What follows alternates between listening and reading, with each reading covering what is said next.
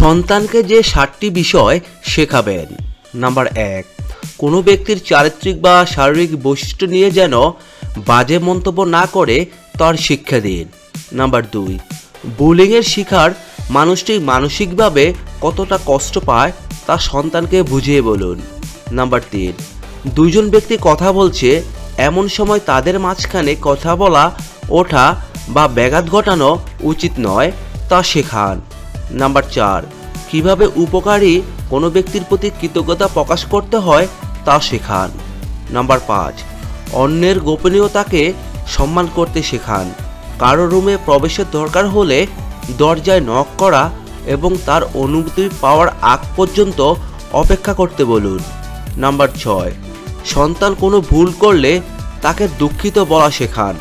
অভিভাবক হিসেবে আপনি যদি কোনো প্রকার ভুল করে ফেলেন তবে দুঃখিত বলুন। নাম্বার 7, যে কোনো প্রতিযোগিতায় অংশগ্রহণ করাটাই সবচেয়ে গুরুত্বপূর্ণ।